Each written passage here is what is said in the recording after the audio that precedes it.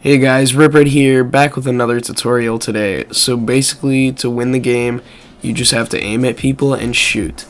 Alright, thanks for watching guys, see you next time.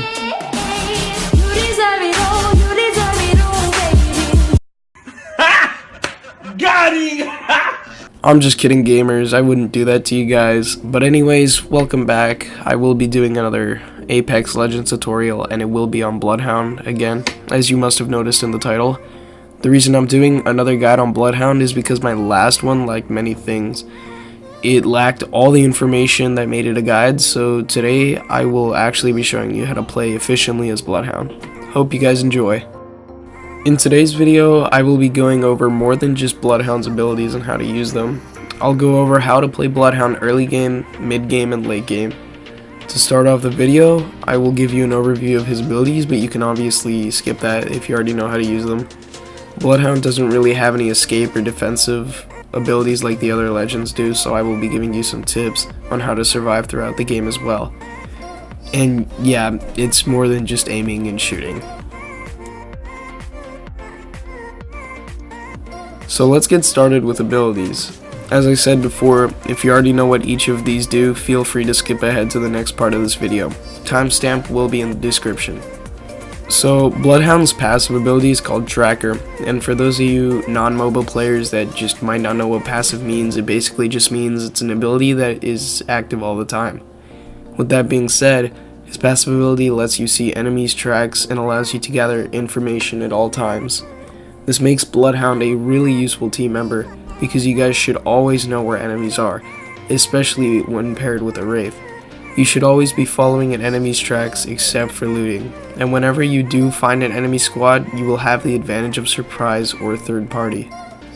Bloodhound's tactical ability is called Eye of the Allfather, and what this ability basically does is it scans a small area for a short amount of time, revealing any enemies or clues.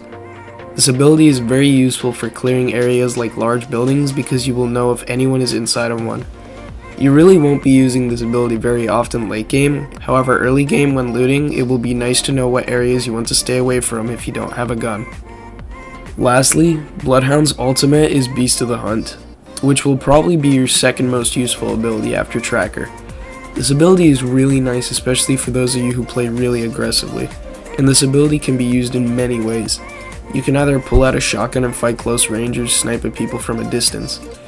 Beast of the Hunt increases your speed and highlights enemies just like a digital threat would. That's why this ability can be used to fit your playstyle. Now, when you are choosing a place to land at, it all depends on who is in your squad. You can easily land in a hot zone and stay safe because you will pretty much know where all the enemies are at. Once you and your squad have found decent guns and are ready to fight, it is best to take out enemy squads that are still looting. Try to follow tracks and ping them so your teammates know where to go, and make sure to listen all the time. If you hear signs of looting such as items dropping or being picked up, use your tactical to scout out a building and confirm whether anyone is in it or not. Bloodhound does not have any escape abilities like the other legends do, so let your team approach the enemies first and allow yourself to fight from a distance.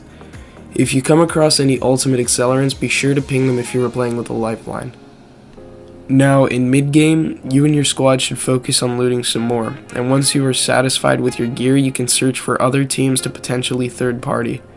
Like I said before, make sure you are in front of the squad when tracking, but stay back when you begin a fight. With that being said, I recommend having at least one sniper or shotgun equipped, along with an assault rifle or SMG. Make sure your audio is turned all the way up because you will need to always be listening for gunfire. Once you figure out what direction it's coming from, begin closing in on it and hopefully you will come across some tracks. If you choose to play aggressively, pop your ultimate and advance toward the team or teams, but always make sure a teammate is with you.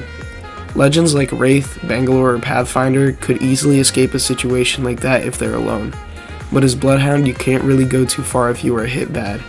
If you choose to fight from a distance and snipe, I recommend using your ultimate if you do not have a digital threat, and sniping at enemies while at the same time pinging their locations for your teammates.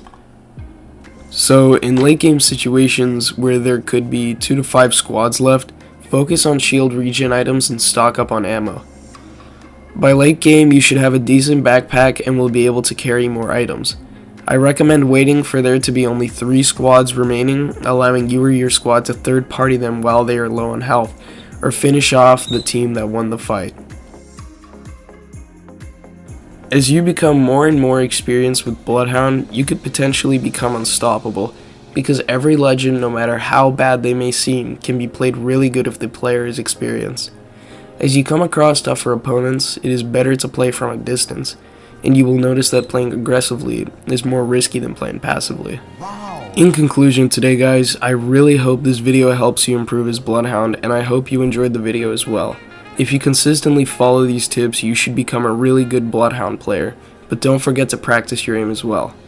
With recent news of Borderlands 3 coming out, definitely expect a lot more content of that because it's easily my favorite game. Stay tuned for more Apex and even Borderlands videos in the future, and have a nice day guys. Peace.